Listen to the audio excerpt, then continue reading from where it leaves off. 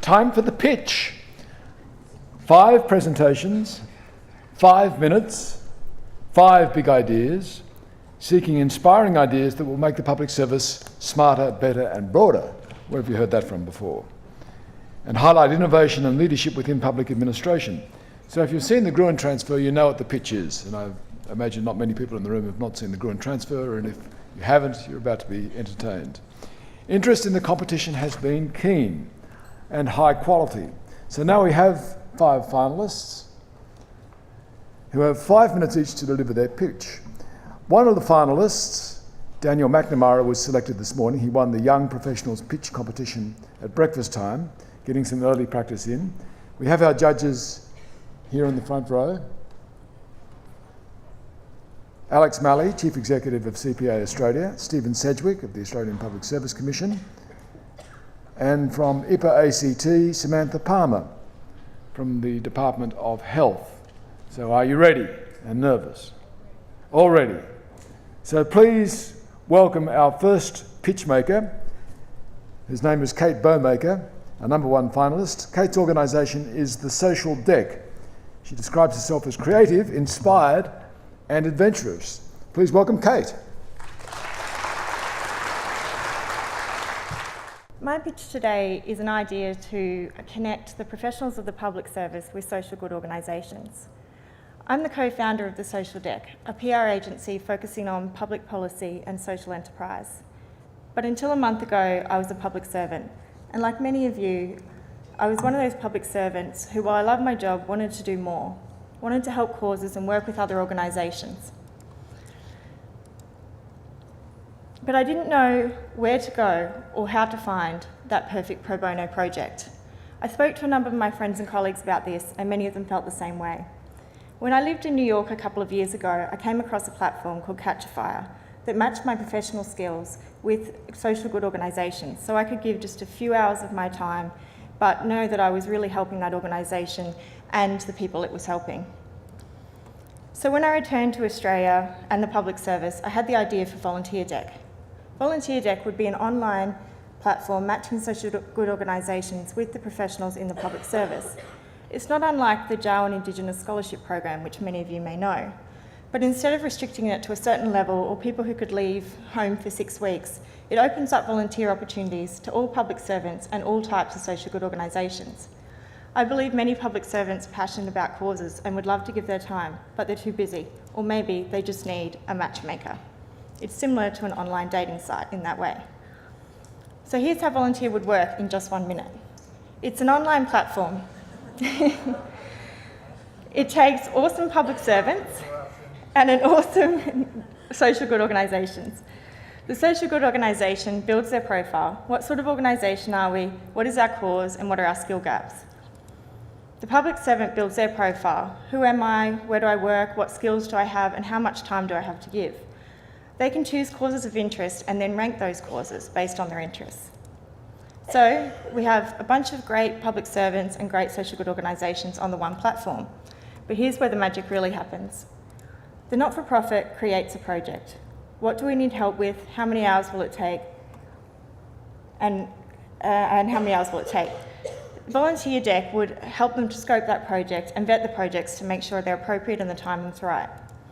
The public servant, what we then do at Volunteer Deck is use algorithms and real people to match the projects with the public servants' profiles. If the public servant is interested, they would choose their project and apply to volunteer. And there's the Volunteer Deck match. So you've seen how it works, but what makes it different from other great sites like Pro Bono Australia's Volunteer, Match or Good Company? Well, besides being individualised, as I've already said, it could utilise existing databases of government employees rather than creating another database of people who might want to give. But it could also be integrated into existing professional development opportunities and programs.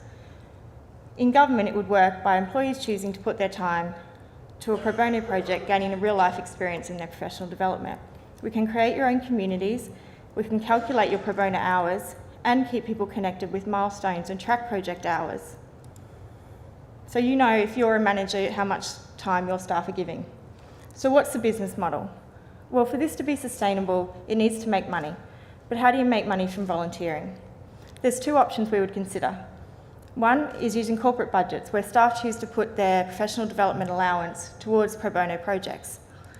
The other could be having the social good organisations pay an annual fee or fee per project for staff's professional skills and time. So what I want to leave you with is what the value of volunteer debt could be, and to know that we need to look at the sums.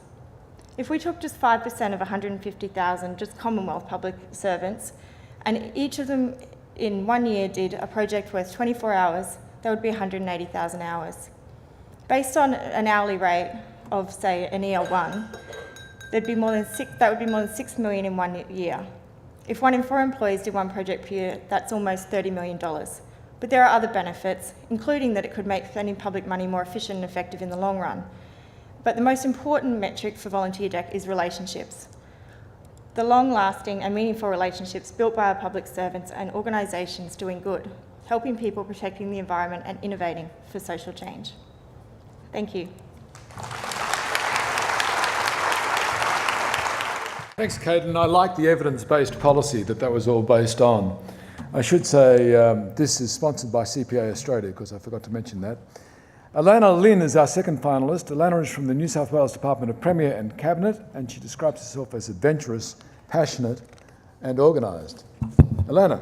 So thanks for having me here today. Across the country, there are many public administration and public policies, reforms and issues that are challenging and complex. As a public service, where's the thing? There it is. As a public service, we're expected to deliver and work on these, and to do this, we really need to have the best and the brightest people working on them. However, as noted by Elizabeth Broderick actually in a session a little bit earlier today, we continue to have a gender imbalance, particularly at senior levels. For example, again, just to re-quote some numbers, in 2012, although 57% of the APS workforce is female, only 39.2% of the SES are female, and at a higher level again, only 20% of departments are headed by women. Similarly, at a state level, it's a similar picture, in fact even slightly worse. In New South Wales, where I work, women make up 60% of the total public sector workforce in New South Wales, but only hold 25% of the SES positions. What this means is that although some of this is balanced as a legacy of history, and indeed the numbers are improving, it means that the pool of talent and people we have available to work on the really important ideas and challenges we're looking at is significantly limited. So what can we do about this? Family-friendly work environments and flexibility in the workplace have been found to result in workplaces that have a higher numbers of women in senior roles. There are a lot of policies and mechanisms that could be used to deliver this, and all of them are important. But what I'm focusing on is actually job sharing. A number of studies examining workplace practices have found that between 60 to 80% of women would prefer an opportunity to work part-time or in job share roles. But such opportunities can be hard to find, particularly at senior levels. These roles are often not available on a part-time basis, or it may be difficult to find someone with whom you can share this role. So, for example, if you're looking at the numbers, only 4% of ongoing SES females in the APS, and then even less, 0.5% of SES males work less than a full-time role. So my idea is that you could develop a system that helps people find other people with whom they could apply for jobs with. There's sort of like, similar to the last idea, an online job matching service where people can look for potential job share partners to work with them or apply for other roles. I kind of think it as like a professional online dating system, which perhaps slightly less emphasis on flattering photos and pretty light and that sort of thing. Such a system could work across all levels of government or even beyond government. So if, for example, you find a EL2 role or an SES role that you're interested in, you could look online, see if you can find someone who sounds like they're interested in a similar role. Maybe meet up, see if you have similar interests, see if you have complementary or matching skills, and then perhaps decide if you want to apply together. This isn't a kind of system about changing the recruitment process necessarily, or even changing the merit selection. What it is about making it easier for people to find other potential people they can work with. So why would we want to do this? There really are a number of key reasons. The first is that governments and government agencies are serious about having a flexible workforce that fully utilises everyone's talents. Then there really needs to be new ways of working and new tools for individuals to find opportunities to let them work to their full potential. This kind of system also isn't solely directed at women. There can be many reasons that someone needs and wants to have a more flexible work arrangement. This could include family commitments, but also care responsibilities, study, health, volunteering, or even just a changing lifestyle as people move through their lives. The second reason is that although job sharing can come with some additional costs and some additional administration, it's also been found to come with really significant benefits. UK research has shown a 30% increase in productivity when a job is shared between two people. It also improves staff retention, continuity, and the more intangible benefits of actually having two people thinking out a problem instead of just one. And finally, I see this kind of mechanism as like a really small cog in a much bigger picture about driving gender equality in the workplace. This is an issue which was discussed earlier and is a really important one. If you've read in the papers lately, it's coming across everywhere. And driving gender equality can only bring major benefits to both the public sector and to public policy outcomes. So how do we get there? For this kind of online system to work, it really needs to be run by someone people can trust, people they can trust with their information, and trust to have the interests of individuals in the public sector at heart. Organisations such as IPPO, such as the public service commissions that are across the country, are all the kind of organisations that are well placed to lead the way in establishing this kind of service, where people can register, upload their details, and look for compatible matches. This kind of system should be relatively simple and inexpensive to put in place. There are a lot of online dating websites out there that we can use as models. But it also provides, more importantly, a tangible way for governments and agencies to lead the way in driving gender equality and demonstrate that they are serious about flexible work arrangements and about providing practical mechanisms for people to consider new career opportunities. Ultimately, whilst we also this needs to be accompanied by cultural change and acceptance of different flexible working arrangements, if we can make these kind of shifts, it has the potential to help ensure that we have the most diverse array of people working on the really difficult issues that we all face every day. Thanks. I love the passion of these ideas. Well, now to Alex Roberts. Alex is from DesignGov and sees himself as passionate, determined and curious. Good afternoon. I'm here to talk about how we could make the public service smarter, better and broader. I propose this could be done through the integration of massive open online courses into the public sector. The world is changing and it is changing fast. So we as public servants also need to change. We need new skills. We need to keep up with new insights. Yet it can seem hard to get the time and the space to undertake further learning and development. And in a changing world and in a changing public service, it can be hard to know what to learn and what will stay relevant. Yet these changes also bring new opportunities to change what we do and how we do it. Opportunities to change how we work with each other, and how we work with the public. As we've heard over the past 2 days, we need the active participation and support of our fellow citizens if we are going to be effective. Whatever the policy arena, we need people to work with us. So what might we do? What should we do? My pitch is that we take advantage of the opportunities offered by MOOCs, that we change how we support public servants learning new skills, and that we help provide citizens with the means to empower themselves. My pitch is that we introduce high-quality open and online courses developed around public sector processes, practices and priorities. My pitch is that we make these courses available to not only those of us in the public sector, but to the public at large. Our opportunity is to bring MOOCs to the public sector. What is a MOOC? It is a massive open online course. MOOCs are being offered by universities around the world.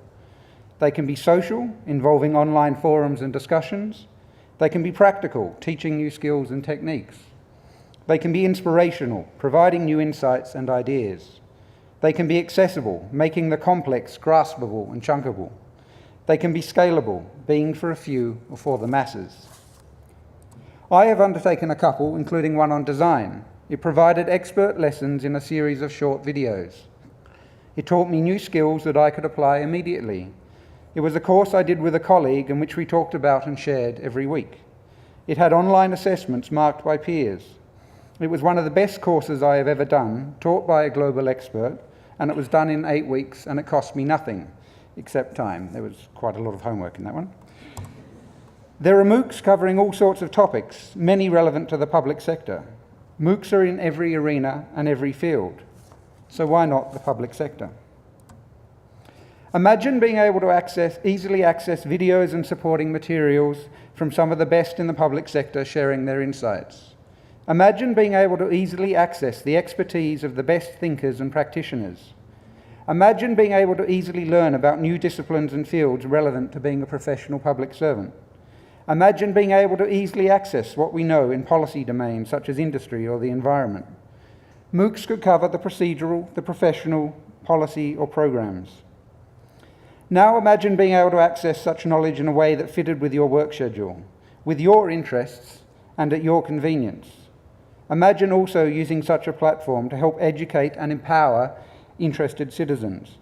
Imagine assisting individual citizens with the tools and knowledge to help them contribute and participate in addressing the problems facing Australia. How is this different? How is this better? I suggest it is better because MOOCs can be social. They can be done at the same time as colleagues. They can be done using forums or through meetups. They can be practical, focusing on the skills and the public sector needs or on educating and empowering the public. They can inspire, giving rise to new ideas or by sharing the stories of citizens. They can be accessible, helping make the complex and the abstract real and relatable. They can be scalable for an agency, a part of an agency, or for the public at large. How might this be done? We're already doing parts of it, whether through training providers, online learning, or through conferences and events such as this. We already have the subject matter experts. We already try to educate and communicate with the public. But are these the most efficient ways, or could we leverage existing expertise and partnerships and funding? Could we increase the L&D options available to public sector staff? Could we broaden the understanding of what can be done and the number of people working with us to do it? I believe bringing MOOCs to the public sector offers an exciting new way to think about how we learn and share. I believe it can open up access to the insights and wisdom of the best minds to the many. I believe it can help us as we continue to reshape how we work with the public that we serve. So why not enrol in a MOOC and see whether you believe adapting them could make the public service smarter, better and broader. Thank you.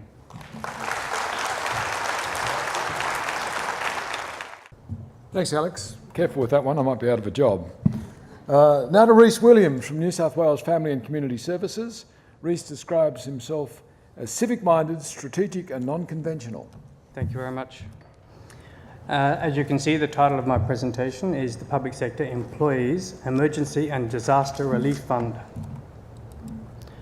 So the pitch, excuse me while I get my glasses. My pitch then is to establish a system, an Australia-wide system where public servants, in all public sector agencies, it allows them to donate the after-tax dollar value of a self-nominated portion of their annual leave entitlement. The donation can be given to a general fund, or the public servant themselves can nominate a specific purpose. I think that there are three groups of potential beneficiaries. The first is government and government agencies. The second are the public servants themselves who do the donations. And the third are the people who benefit from the relief collection efforts. I'll come back to these 3 points shortly, but first of all, I'd like to give you an idea of how I envisage the system working. In this rather amateurish slide here, I've got a generic representation of public sector agencies' electronic leave management system, in which you apply for leave, annual leave, sick leave, long service leave. Every time a public servant goes into the leave management system, they get a tab reminding them about the leave donation system. Have you considered donating leave? By clicking that button, they can learn more about the system and how to donate leave. If they choose to press on the Donate Leave tab, they get three options. First of all, they can nominate how many days in half-day increments they'd like to donate. The second and third tabs are whether they want to provide a general donation or a specific purpose donation. The specific purpose donation would be a limited number of options based on contemporary need. So according to the ABS in 2010, we have 1.8 million public servants across Australia.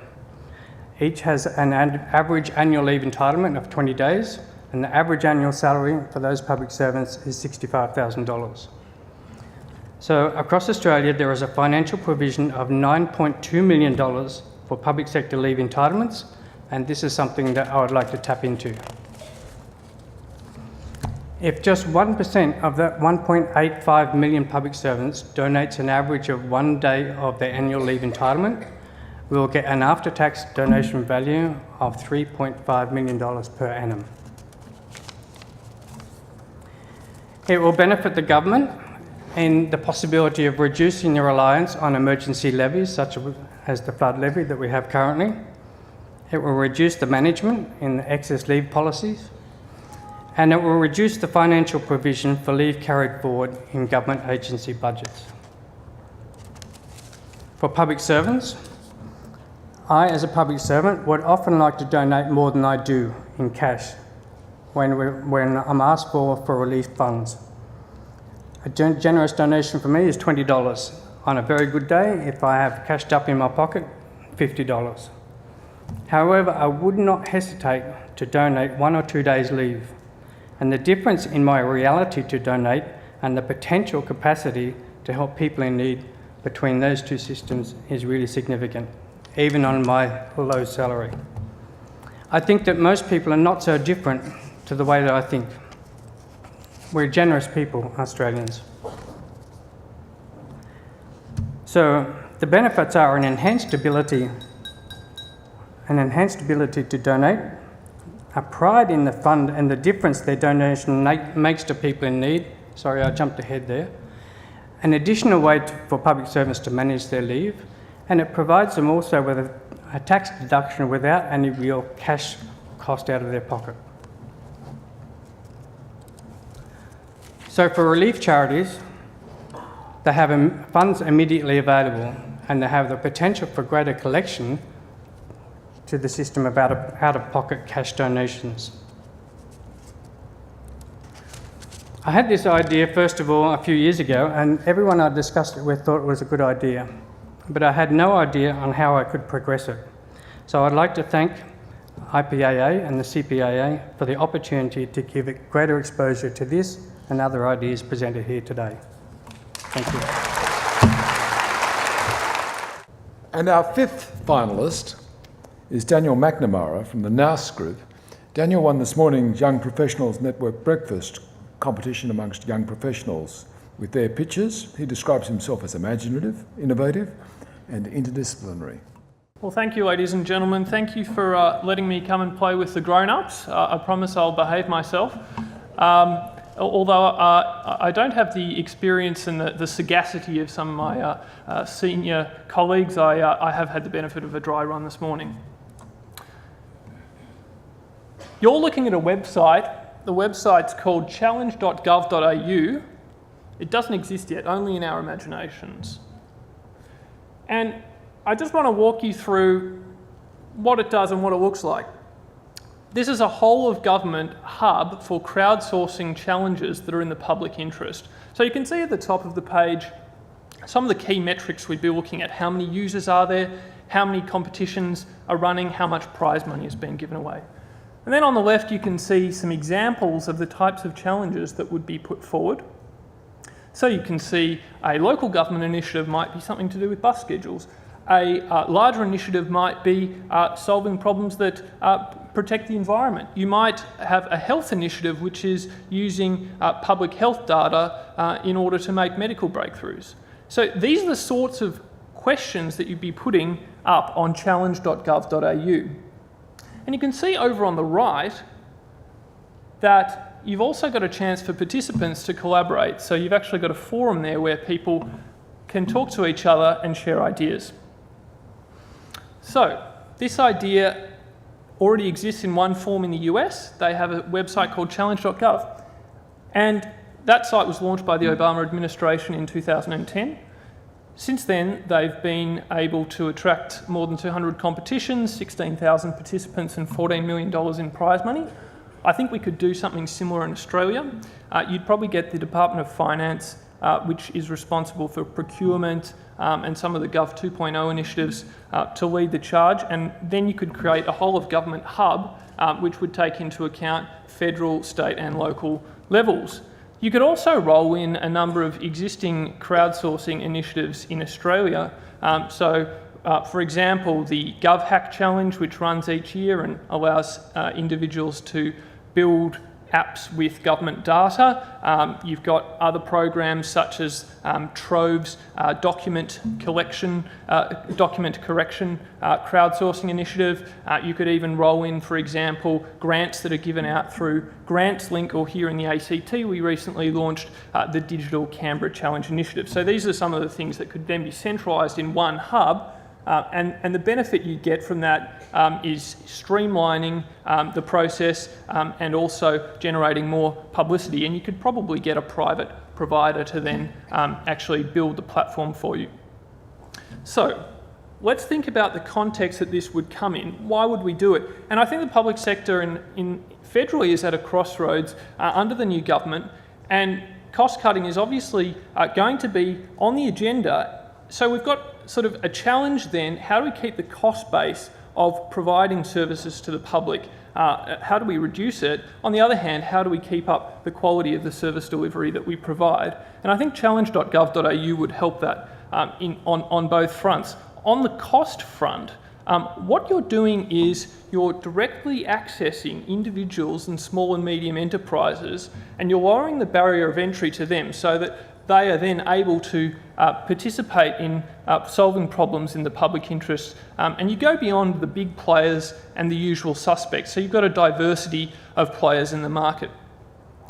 And then on the high quality side, you get all the benefits from having those extra players. What you also get is that collaborative aspect. So as I mentioned, you could use the forum to allow individuals to connect with each other and form teams even when they're not in the same location. You could also have citizens actually propose challenges, so some of that ideation process could also be crowdsourced.